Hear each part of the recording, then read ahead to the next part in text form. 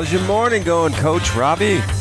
Good morning. Welcome to Crushing Iron Triathlon Podcast, episode 260. 260. I'm doing good, buddy. How are you? I'm doing great. Thank you. Great. That's a solid, that's a good response for a Thursday. Not too bad. Perfect timing. Coffee's ready. Coffee, exactly. Got back in the pool yesterday, and I didn't have, even though it's allergy season, I didn't get crushed by that whole combo of swimming meets allergy meets whatever. So I got a little bit of it, but not much. It's we need a good rain here.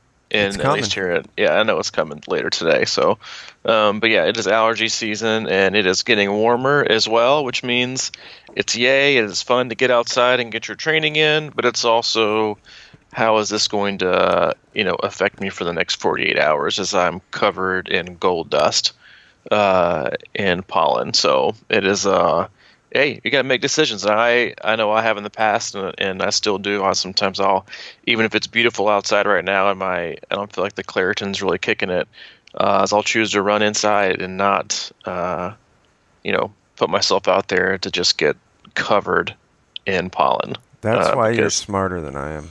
Well, I mean, that's a longer story, but I can't not run outside. I just can't. I know. You've probably run on the treadmill like twice in the last 3 years, and that's maybe high. They were both at Ohio 70.3 last year. That's right. In the hotel. You're on a mission. But yeah, it is that season, and again, we thank you for joining us, Crushing Iron Podcast, every Monday and Thursday.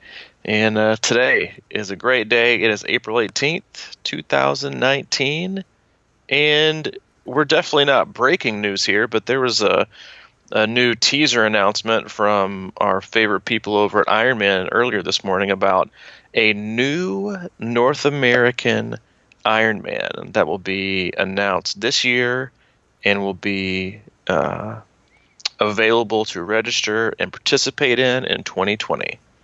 What's your intel telling you? Well, I mean, it's not really secretive intel. They did a Facebook thing at 8 o'clock this morning, but I'm not going to say I was surprised, but I have a few takes from it. I honestly thought they were going to announce a new event in the Pacific Northwest or somewhere out on the West Coast, because they don't have as many out there.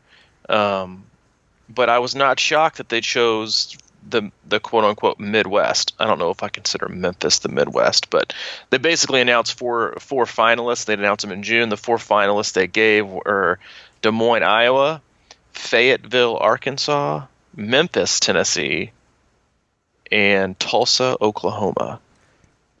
Wow. I can't imagine they're going to go to Memphis. And even though it's a pretty close drive for you and I would be hard pressed for it to be on my list of to-dos. Really? Yeah. I can't see where they're going to have it, and unless they're going to do a huge repaving of roads. But that would be interesting. And then that I don't know how many other states would have two full Ironman in them. With Tennessee, with Chattanooga and Memphis. I'm not sure how many other ones have that. I'm sure there's maybe one or two, but I don't know if there is any, honestly. Did they buy out Memphis in May?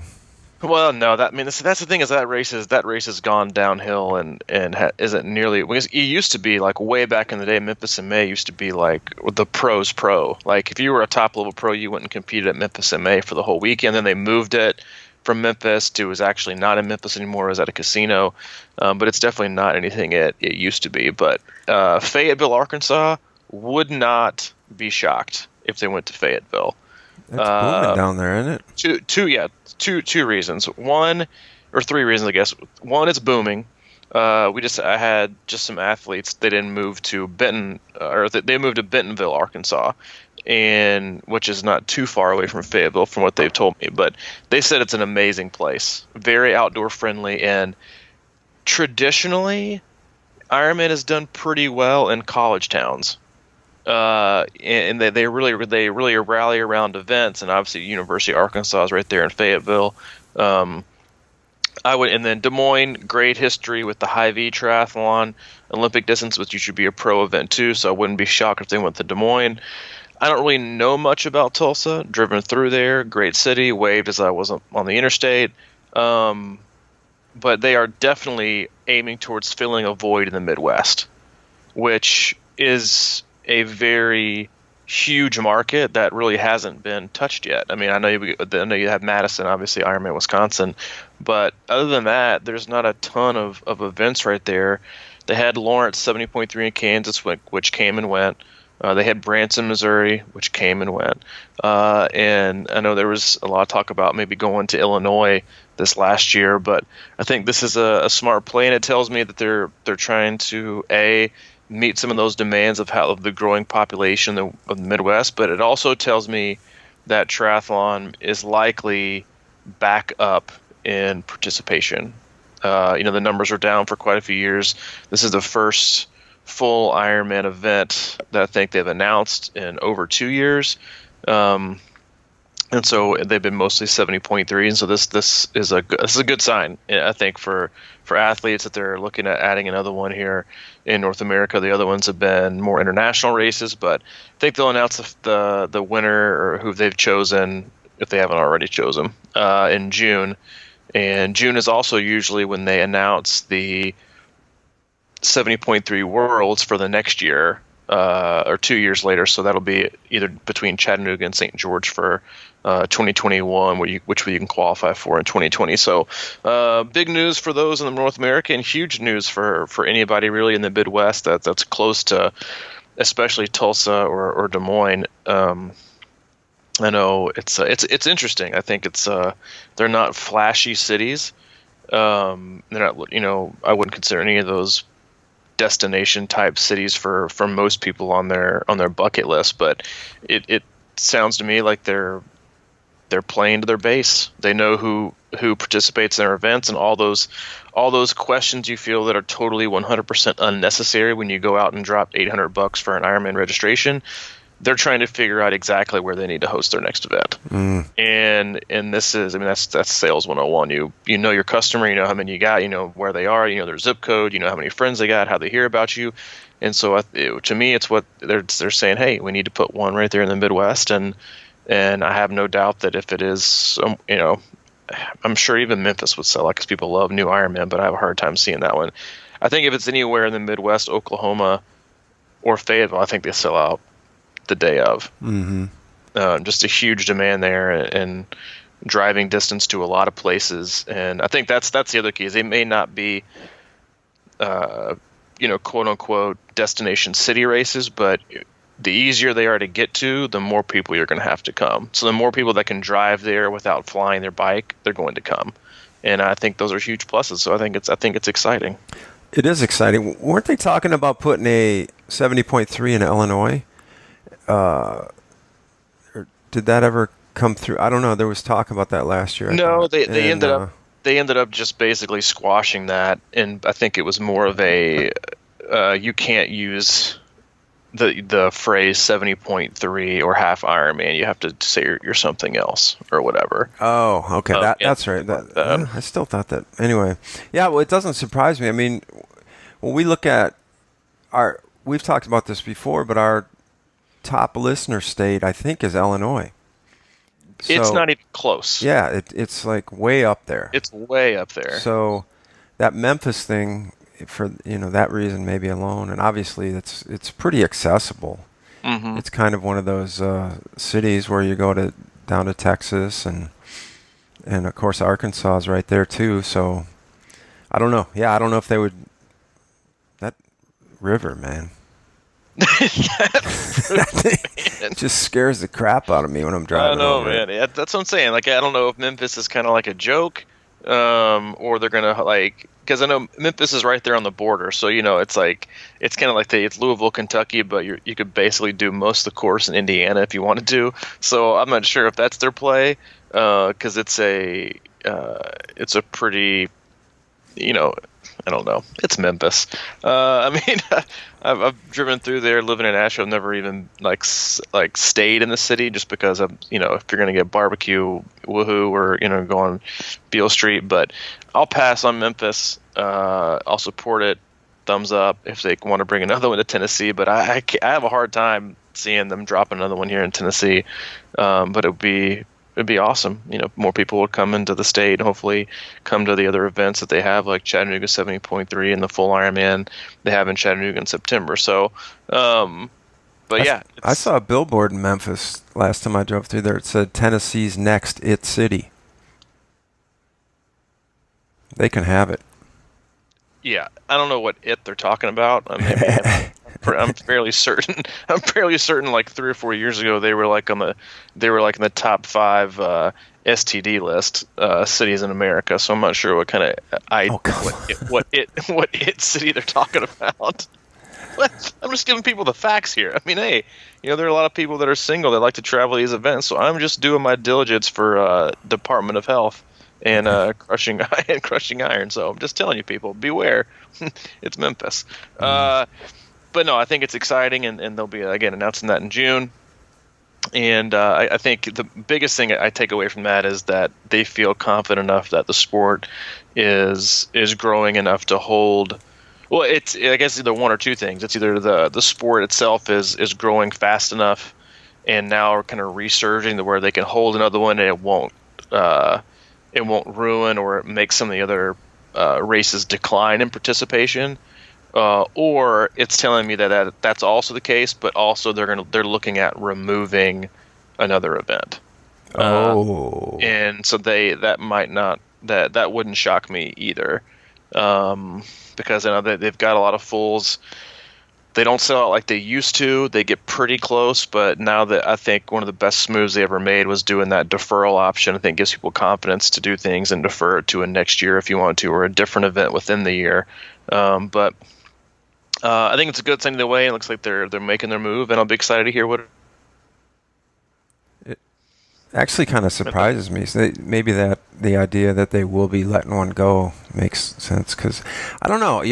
I was surprised the other day to see that Augusta is still open. I mean, talk about another trash city. Jesus.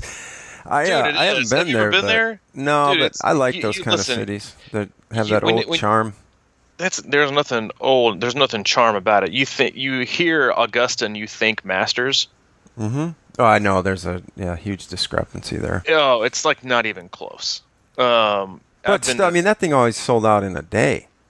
Yeah, because people want a super easy, non-challenging swim. That's why they go. And it was amazing how people complained about the new bike course last year, claiming it was hilly. I'm like, dude, that's not hilly. They inserted like 2 small hills. And the run course is, in my opinion, the fastest run course on the planet. It is. It's super spectator friendly. It's so flat, it's not even funny. And it's, I think, 3 loops. But the city itself is like, give me a break. If you want to talk about non-destination cities, that is Augusta. I wish more people did the run like that. 3 loops and super pancake flat and spectator friendly. Well, I don't know about pancake flat, but just, like in the city kind of thing. Yeah, but those, again, that's a lot of them do, but it's just they go way out there. Like, I think it'd be cool if Louisville actually did 3 loops instead of 2, because you go out there and it's just like dead silent and you're all alone. Just like, but that's the way it is with Madison too. When you get up on the Greenway trail there next to the lake, and it's just like silent, and you're all alone with your thoughts and your pain, wondering how you got yourself here. But yeah, we'll quit talking more about Ironman, and I'll quit doing my public health announcements and ripping on cities that I don't like. What do you have for today? Well, before we get off that, I just thought we'd throw a little primer in there for Chattanooga 70.3, because we've got a big day going there. Yes, good call on that. And when I name 2 cities I don't like, talk about a city I love. A city I love so much that we're picking up our family and we're moving there. But yeah, go for it. Mm-hmm.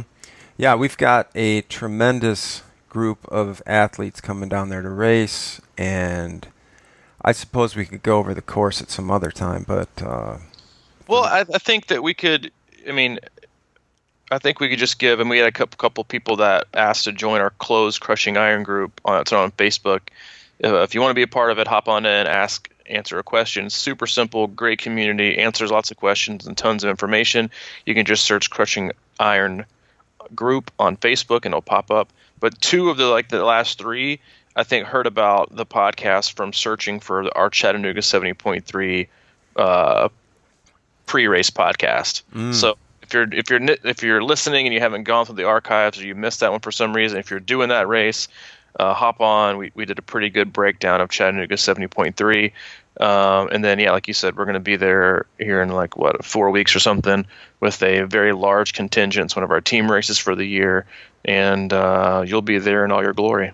Yeah, I will be in my glory. I'm excited about it. I think it's going to be fun. That's it. Yeah, that's all I got. I mean, I just wanted to bring it up because I know a lot of people in the group, and I think a lot of people listen to podcasts will probably be doing it. So keep an eye out for the Crushing Iron logo and group. We'll be all over the place. Yeah, I'll be there running around. So if you see a ugly guy with a beard, come say hi. That'll be me. I'll be with Allie and Hayden. We'll be running around cheering and coaching and supporting. And please say hello. I always like to talk to and meet listeners. And if you want to get a picture taken, you can take a picture with Mike. He's much more photogenic than I am and has a great smile. Oh, that's sweet. But no. Speaking of coaching, though, man, I just wanted to bring up that we have a new coaching tier option system on our website under the coaching tab. You can just click on pricing and you can kind of see what we're offering with regard to different options in the coaching packages. Some, exciting stuff there. I think, well, it is. It's kind of, it is. It's exciting. It's a way for us to reach different athletes and in a different place throughout the year. So it is. Check it out. It's on the webpage and new bios and pricing under coaching for Mike and I. And I had two topics I wanted to get into today after you had anything. If you want to go ahead and go. Well, I think I wanted to say that sugar is the devil. Oh man, we're turning into like a Ben Greenfield podcast or something. Yeah, right. So hack your way out of that sugar. Sugar. No, okay. Tell me, elaborate that for me a little bit because I've got some more thoughts on that. Well, I think what comes to mind here is that there's two things at play. One is that we talk about. I think we hit on this last time, but you get outside, you start working out, you're like excited to get outside, and then there's this danger of going too hard out of the gate and getting into the flow of the outdoor world, and the next thing you know you're fatigued, and the next thing you know you're reaching for sugar. Like I did the other night, I had a fairly big weekend. No, actually I was fatigued before the weekend, and I was just trying to hold on, but man, I'm telling you, like, I think because one of the last times I saw you, I wasn't eating any sugar, and then Sunday, I just went to the store and I went nuts. I just I was so depleted that seemed like the answer, and it's such a bad answer, and I went crazy with it, and I got this just massive headache, and I was just in a bad mood, and I just had no motivation for anything. It just sort of hit me, especially on Monday after my sleep. I woke up, actually we did the podcast that day, and I was like more than normal groggy and just kind of like ugh. And I just think it's a dangerous element to play with. Sugar is easily, I think, because everyone likes to talk about and hop on their diet train and whatever, diet cult they're a part of, and everyone else is basically going to be obese and go to hell if they're not on their diet freight train, is sugar and its addictive nature and what it does to both your mood and energy levels in the hours and days after you consume too much of it is one of the more underestimated effects when it comes to athletes, because for me, I know that when I go for a swim per se, the last thing I ever want to do is go to the grocery store, because I'm going to end up walking out with so me going to the grocery store after a swim is like my wife going to Target. So Yep. she might go for running real quick for like one thing, and then she comes out with like 6 bags of things that we definitely Who didn't need, doesn't? but they were, quote unquote on sale, and they were only this, and they're like, yeah, where your only ends up with a comma, but it's one of those things that we attach to, and then you hear this a lot, and I think especially newer athletes that are bridging the gap from maybe sprints or Olympics up to 70.3 or endurance or longer endurance events like an Ironman. I have actually heard, and I've worked with quite a few athletes who said they have more trouble keeping weight off when they bump up from shorter distances to longer, because there's this misconception that you can just eat whatever you want to, and that you can, but I got to replenish my glycogen stores, and I've got to eat all this food, and I'm hungry all the time, and I have find some way to satiate my appetite so I'm not hungry, but you know what? I earned it. And listen, there's nothing wrong with that attitude. There's nothing wrong with being flexible and eating what you want to when you feel it's necessary. I mean, hey, I'm the last person that can judge you on that one, because I eat freely whenever I feel like I need to. But the effect that it has on your mood and your energy levels and your ability to perform the next day is tremendous. And I see it. The moods. The moods. It is. I see it, and then it just lends you to craving it more. And so it becomes harder to not intake. And I mean, I would say if you're going to cut out anything in your whole entire life, one of the first things you should do is cut out sugar. Now, I'm not saying you should totally abstain from it, and because I think total abstinence from most things is really, really difficult and almost counterproductive, because you usually end up going like way off the deep end. Like, hey, I'm going to try Whole30. And I'm going to wipe every single thing that I ever eat basically out of my life. And in the next 3 days, I'm basically going to starve myself, and I'm going to hate, I'm going to be super moody, and then I'm going to absolutely crash. And I'm going to run to the store, and it's Easter, so I'm going to go snort a line of Peeps, and I'm going to shove in 76 Reese's eggs, and then I'm going to chase it with 3 Cadbury eggs, and I'm going to call it a day. And you basically reversed everything that you just did, if not made it worse.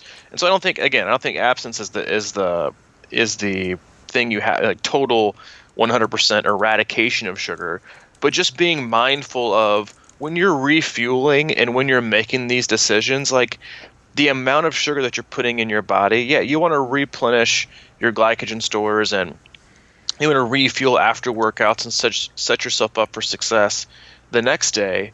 But you got to think about, like, am I rewarding myself mentally and because I just want this, or am I purposely refueling my body from this workout so it can digest and use it? Because your body isn't going to use all this sugar. It's just not. And then how is it going to make me feel the next day or even later that day? And I mean, I don't know anybody who can say that they, like, a great example too is how much it affects your sleep. Like, I know for me, like if we go out and we go to dinner and we have like a dessert or something, and I mean, you're much better at this because you're a splitter. And I got to tell you, this is where you and I are alike in a lot of ways. But when it comes to ordering dessert, you always want to split, which I have to totally respect. I'm not a splitter. I like to have my own. I don't like to share. But if you ever go out to eat and you're looking for a splitter, Mike is a splitter. He will split a dessert with you all day long. For me, if I have a dessert, my sleep is usually, I don't want to say it's garbage, but it's definitely not quality. And then that affects how I am the next day. So again, I just think it is. And I know we talked about nutrition and fueling on Monday's podcast, but it's not a license to eat freely. Nothing is. It's a license to fuel more appropriately and probably give yourself the ability to take in more calories, but it's about what you choose to eat and when you choose to eat it that makes the biggest difference. Within an hour, usually, your window for most longer rides or longer runs is equivalent to the duration that you spent. Like I know there's this huge, everybody's like, you got to have 20 grams of protein exactly within 20 minutes of your exercise, or you're not going to be able to. That's not true. You need carbs just as much as you need anything. And so I tell athletes that all the time, like if you did a 5-hour ride, then you've got 5 hours.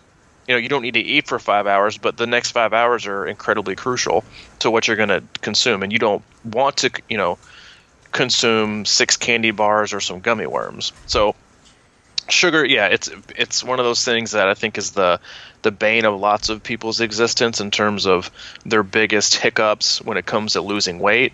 And not only is there's obviously a ton of sugar in a lot of foods and especially sweets, but there's also a ton of sugar in alcohol. Depending on the route you go, if you're not a beer person, your wine and your liquor, those are got tons of sugar in them. And so again, like it's about being mindful of what you're putting in your body and then when you're putting it in there. That's going to make the biggest effect on, am I really refueling my body, or am I just giving into an urge to have a sweet? And the thing is that the longer you can go without having that stream of sugar in your body, the easier it's going to be for you to either fight those temptations or eventually just not crave it anymore. But you got to get it out of your system and get those cravings out of your system, because I think most people would tell you that the more the frequency in which you consume a certain item is directly related to how difficult it is to not have it. And your body knows that. Your body knows your body has an incredibly great memory in terms of what you eat and when you eat it and how it responds to it. And sugar is just one of those things where, again, I'm not going to sit here and tell you sugar is dangerous, but just like anything, it's about moderation. And lastly, it's about when you do it and how you do it and how much you do of it. Yeah, and one thing that works pretty well for me, if I can remember it and just stay diligent with it, is always, if I'm feeling in that vulnerable place where I'm going to go binge on some food or something like that, I always try to drink a couple glasses of water.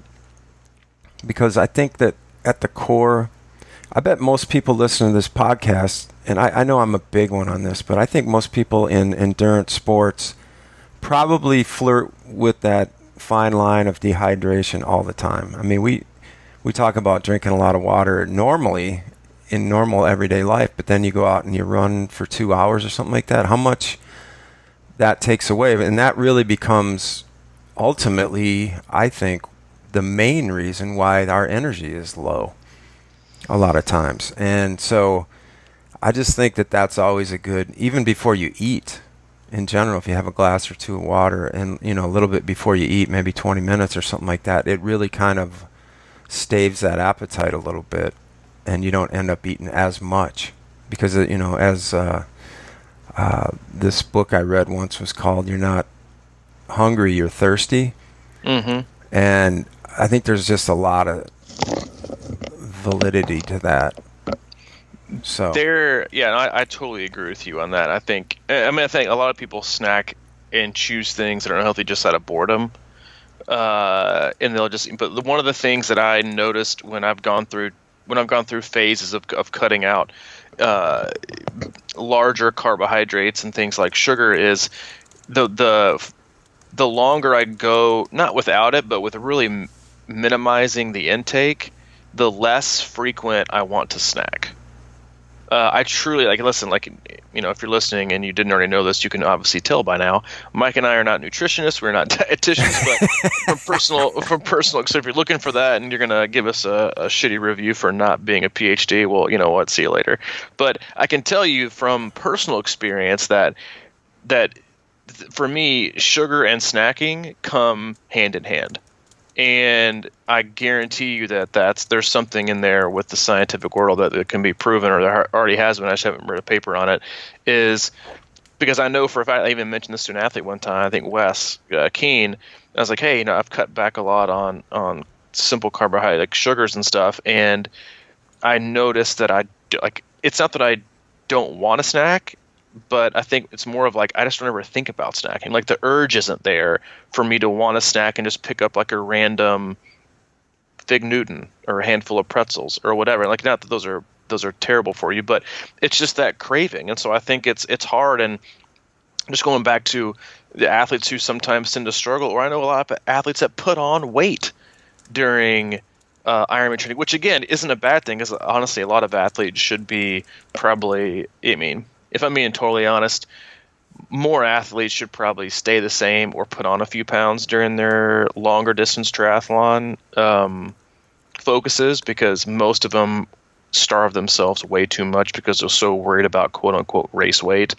But again, weight is a relative, and it's about being strong. And sugar is definitely one of those items that doesn't make you strong. And where, right now everything in the world is about, low carb, high fat, or no carb and all protein and fat. There's like it's just funny how things have drifted or have shifted over the past 10 or 12 years. It used to be like fat was the devil, and now it's fat is king. And carbohydrates and meat is terrible. And if you eat meat, you're probably going to go to hell and you hate Mother Nature. And, in a few years, who knows? It'll probably be everyone hates protein. Who knows what it's going to be? But the point being is just like, be mindful of what you're eating and eat to fuel yourself as a machine and as something that is embarking on and taking on a really, really, really demanding journey. And the first thing you want to pick up or do or eat or drink, usually during stressful times, is the exact opposite thing you should do. Because I believe our appetites are very symbolic of our minds and wanting a quick fix. Yeah. And I mean, I think, we can joke about this probably. It's like, you picture the girl or the guy going through a really hard breakup, and they've got like a Lifetime movie on and like a whole a whole carton of like chocolate ice cream. Mm-hmm. We love to, and we even had this phrase around our house, like, you know what, like if Allie and I have had a bad day, we're like, what are you gonna do? Like, you know what, I think I just want to eat my feelings. And so we'll go over to like this bakery and get a slice of cake or something. So listen, I'm not here telling you I'm Mr. Perfect over here when it comes to the diet, and I think my athletes would tell you that. But I think there's a correlation between dealing with stress and the first thing that you want to do, whether it's going out for drinks or picking up something from the bakery or going into your pantry and pulling down some Girl Scout cookies. It's like your quickest in your first reaction is usually not the answer. It's usually something totally opposite, like maybe downing a glass of water. Or something totally opposite of what you want to do is usually the best route, because then it's just going to make you feel worse. And athletes, again, go through this relationship and guilt and shame that they have with food, and they have the same thing with working out. And it's again, like it's just they all mirror each other.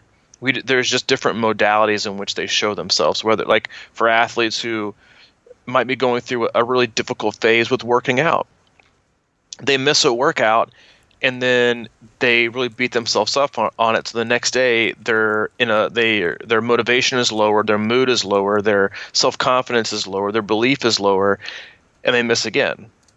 And then they miss again. And then they miss again.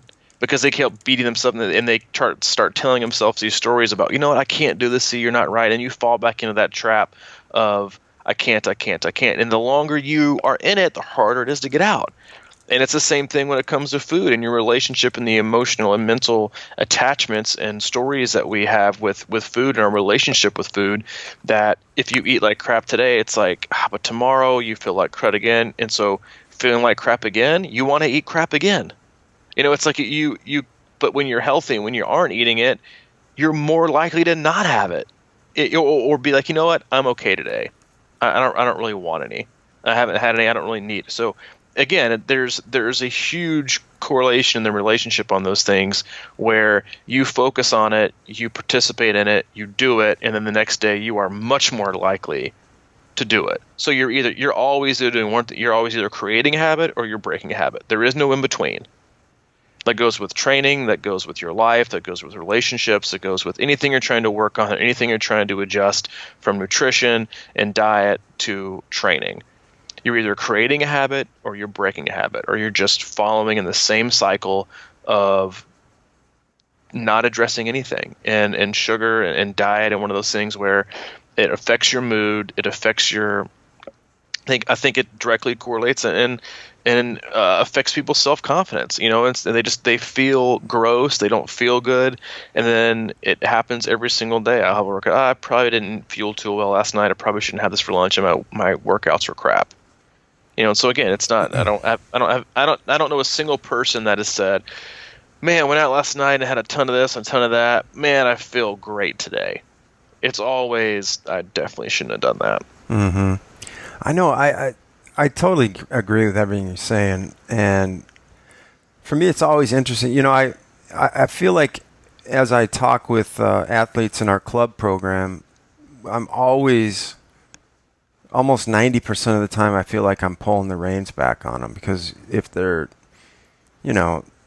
fatigued or say something's going wrong or a lot of stress or whatever it is, I'm always just trying to, because I think what happens is we have a tendency, and I think that's why this is also important regarding the sport of triathlon, is that we have a tendency to kind of, if things aren't going well, just out of the blue, maybe go out and, embrace this sort of masochistic attitude to kind of see if we can plow through it or something like that. And it just digs holes. And we're always so close to digging a hole, And with any given workout, any given 2 or 3 day stress period or lack of sleep or bad eating or whatever, and you can go out and you might feel good and you're like, I'm going to push this. But I think deep down you always kind of know that you're maybe flirting with the edge, And, Mm-hmm.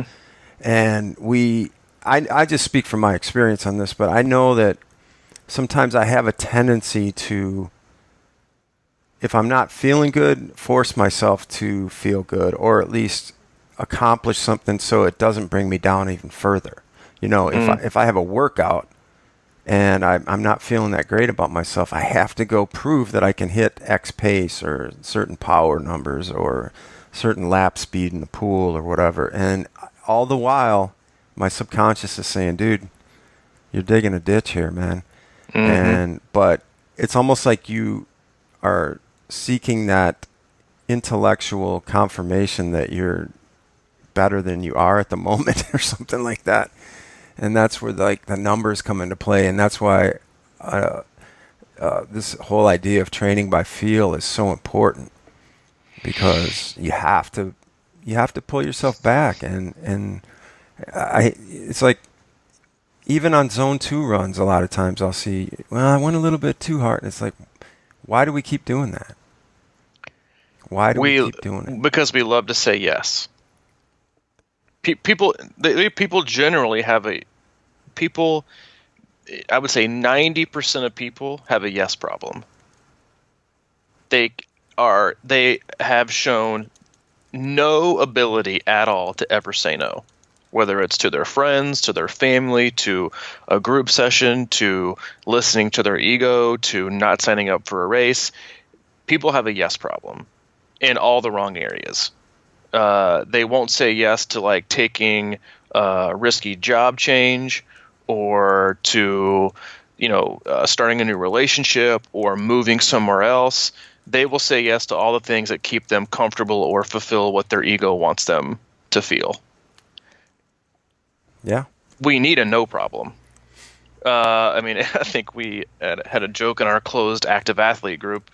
There's a specific athlete that I work with who has a severe no problem, and that she just never says it. And so I was like, hey, I wrote in Training Peaks, I said, your assignment for today is to write all these different versions of how to say no to people. And she actually did it, which was funny. But yeah, we don't say no enough. We say yes to foods and people that bring them. We don't want to eat, but we do just because we just don't want to say no. We don't really want to go places with other people, but we say yes anyway.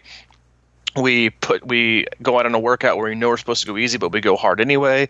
We rarely ever say no when we want to. We just always say yes to stay in our comfort zone. And usually that comfort zone is exactly where we don't need to be. And we just do it to fulfill our mental and emotional needs at the moment without looking at the big picture, and then when it comes to everything else that could have a really huge effect on our life in a positive way, we just like totally neglect and say no. And so things like sugar and food and eating, like there's so much power in the word no.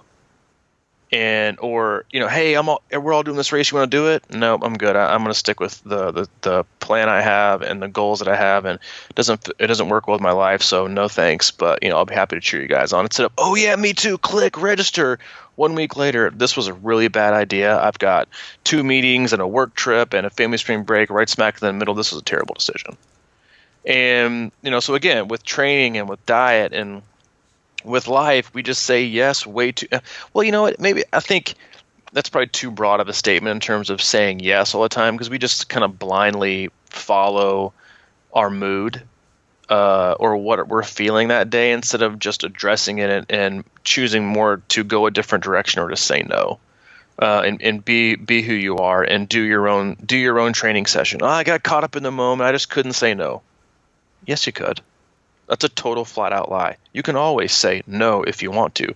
You just didn't feel like it, and you did your own thing, which is fine. I'm not against that as long as you're not doing every workout. But there's just a lot of power in saying no and not giving in. And the more you can say it, the more often you're going to be able to do it comfortably and be confident in whatever it is you're trying to accomplish, whether it's training your own way and at your own pace, whether it's only doing the races that you want to do, whether it's going out to a party and not having a drink, whether it's not going out to a party and eating the desserts. Like, no, like it's just an interesting identity crisis that I think we have as humans that blends us, that we want to blend into. We talked about this at dinner a couple weeks ago, is that I think we have these like conversation with almost complete strangers, and they're like, hey, have you seen this? And you're like, oh yeah, I liked it.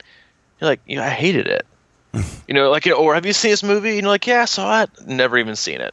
But you want to fit in like the conversation, or you want to seem like you don't want to be like, no, I thought that movie was like absolutely horrible.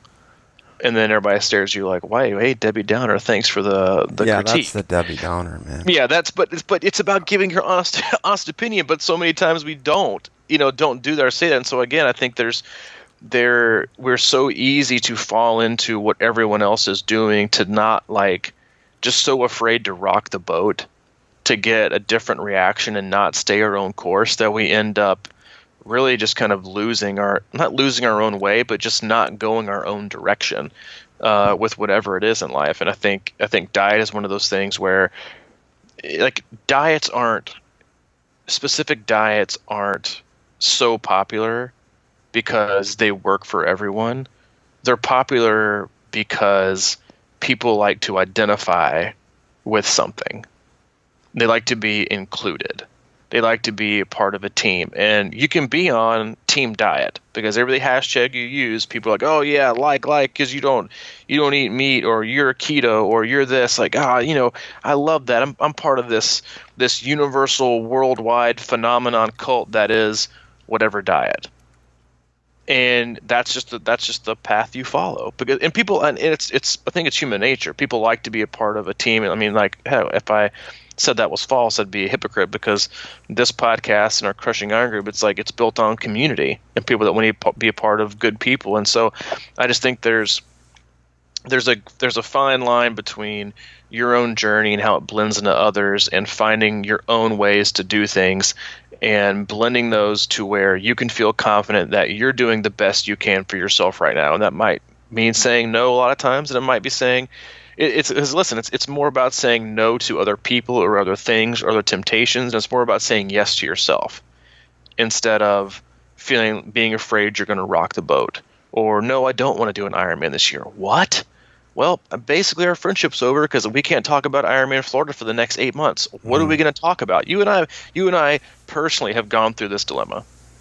When we first started working together, and as the group of friends we're hanging out with kind of not disbanded, but every single conversation was solely about one event and one race. And then you realize that, wait a minute, there's nothing else we can talk about besides triathlon. Best year of my life.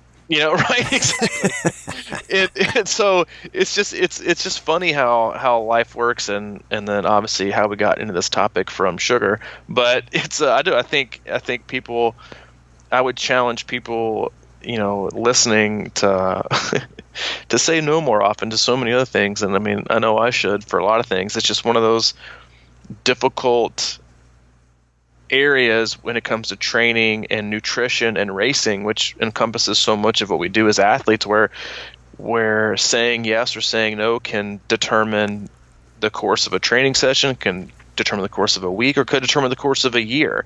And I think that it's always better to think through all these things more than just making gut impulse decisions. Yeah. Hey, isn't there a movie or something called Yes Man? You ever hear of a movie? Yes, man, or yes, ma'am? Yes Man. The I have Yes not. Man or something I like have that? not heard of that. Whatever. The whole theme was that the guy said yes to everything. Like, so, and I tried that once for a week, where, that's back when I had more friends and stuff, and there's a lot of stuff going on. So for a whole week, whenever anybody called or suggested something or whatever it was, I just said yep. And I went by Sunday, I was just about dead, man. It was like 7 days of yeses. It really wore me out. Do you think that triathletes are socially outgoing in general? Or That's a great question. I would, I don't know that triathletes are generally outgoing. I think triathletes love to feel exclusive with a combination of inclusivity, in terms of we love to feel special. We are special. We are triathletes. Have you seen us? We are special. Have you heard of an Ironman? Let me tell you about an Ironman. Yeah, and I do it all at once. I don't do it over 4 days, and it's not a mud run, and it's not a Spartan race, and yes, it's more than a 5K. But we also love to be a part of things. I mean, hell, people get a corporate Ironman logo tattooed on their calf, and people like to, but human nature too is like, so we love to be special, and the fact of what we say we are and what we do, which is nothing wrong with that. I think it's just human nature again. But do I consider triathletes super outgoing? I think they're probably a lot like the person who, well, for most of them, because I know some that are like insanely outgoing, but for a lot of them, it's, I want to be a part of something. I just need to be very careful about how I go about it. right, it's a comfort zone. It's a comfort zone. So this is a way for me to be comfortable in what people would say is an isolating sport, which it's not. It can be, just like anything else, it can be isolating, but I can insert myself into this community of triathletes and triathlon or Ironman, whatever you want to call it, and still be a loner. But I still can join in conversations online. I can still be a part of forums. I can still be a part of a Facebook group. I can still show up to team workouts and basically not speak to anyone.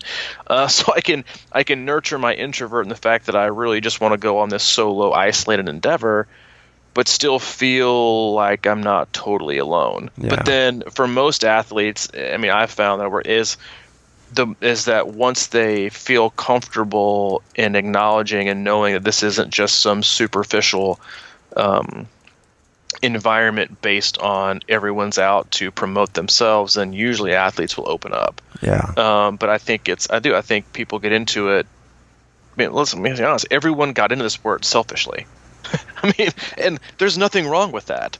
Because Right. I didn't get in this sport because my friend's doing it and I really want to be supportive, so I'm going to put myself through all these years of training and spend all this money to put myself through pain.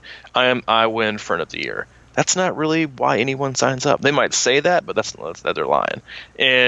But so most of us got in the sport for ourselves, but then sometimes athletes lose that along the way, and I think in terms of like only signing up for races that their bestie signups for it, but even though it's not for them. So I think it's a long answer to, and a broader I don't know. But I think most of them get in the sport for themselves, and that's why I think people consider it a selfish sport when there's nothing selfish about choosing to do something positive and healthy for yourself. Yeah.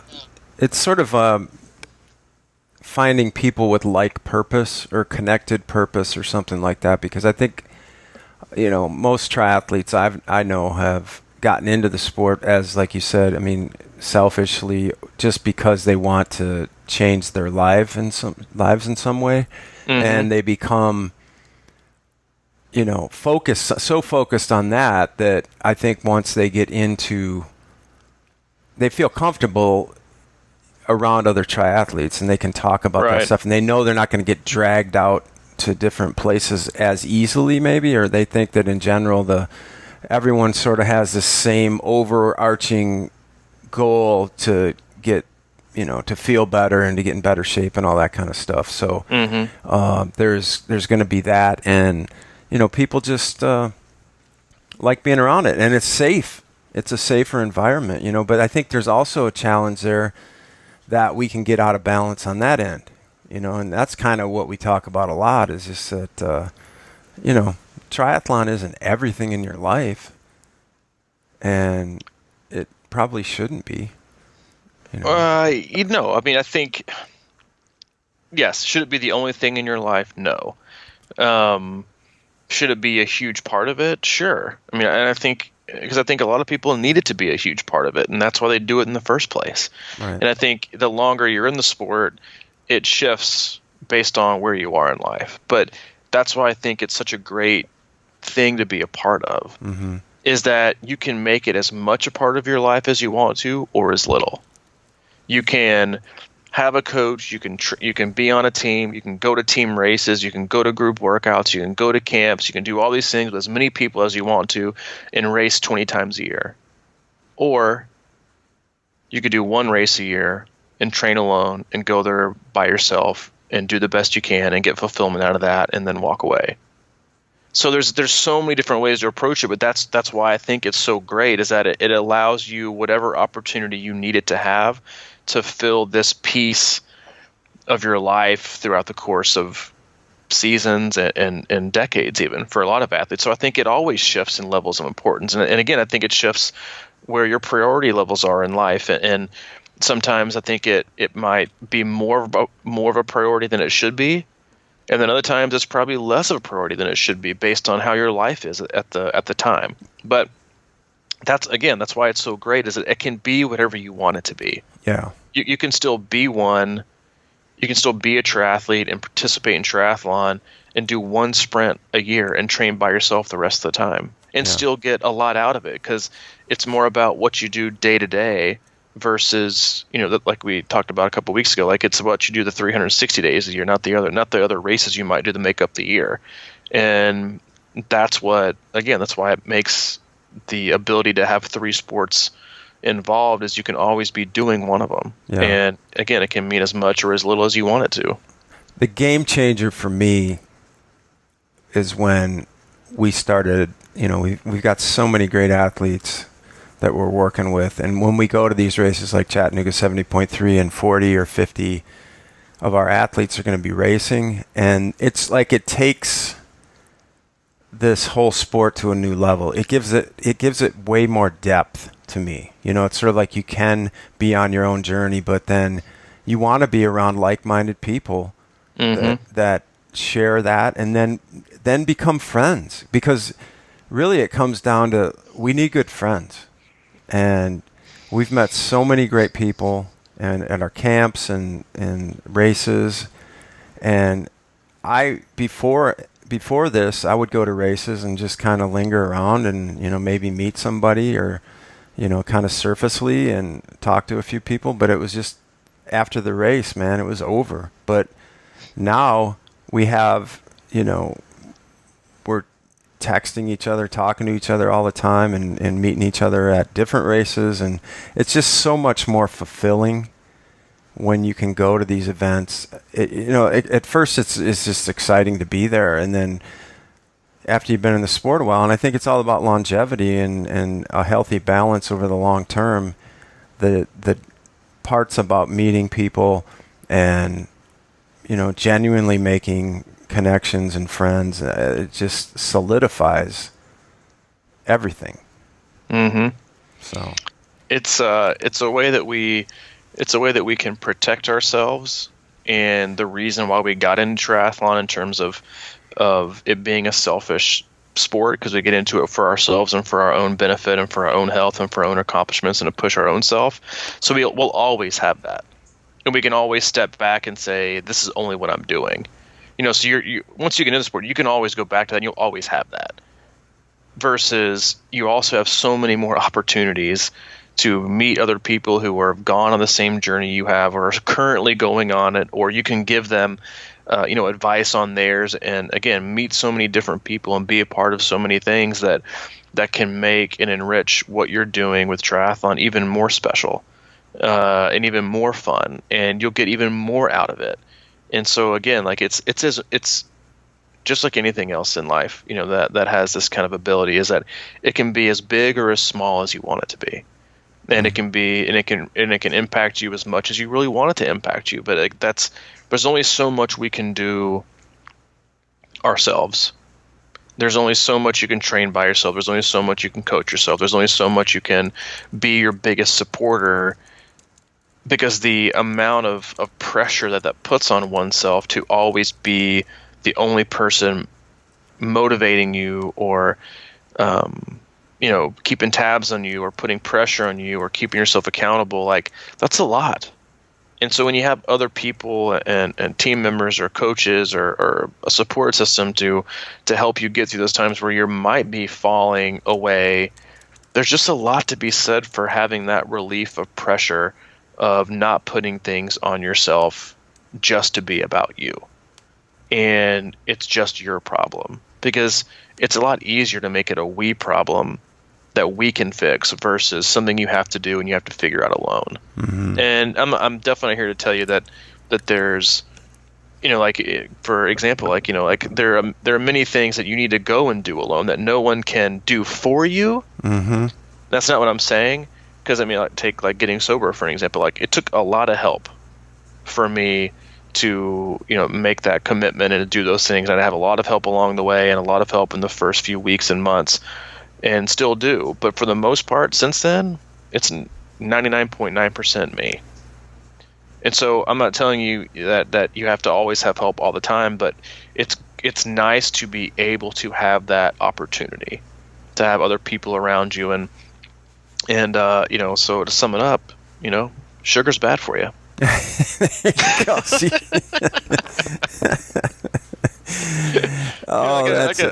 I just want to bring us back and bring us full circle. But I will. This has been one of our off the rocker topic podcasts. So I apologize in advance if it was just borderline mediocre. But yeah, sugar's bad for you, man. That's it. Gets right back on. Yeah. Have fun writing the show notes for this one. See what it can do, man. I got to tell you. Well, that the last part though, it's got me pumped for camp now. And I've been pumped for camp, and it's just great to have people come in and be around them. And then Chat 70.3. I hope to see a lot of you down there. We will be around. You'll be out and about, and Mike is one of the best selfie takers that I know. I don't know where that. I like to be in selfies with other people. I don't take them. That's what I mean. Like you're everyone's favorite selfie. Yeah. Come on, let's do it. Yeah, I get like the sidearm hug with like the arm over the shoulder, and you get the selfie. That's just who we are as people. You split desserts and I don't. That's why we're a good combo. Yeah, it's my youthful connection to this technology and the hipness of today. That's true. And your glistening smile. You got anything else in closing?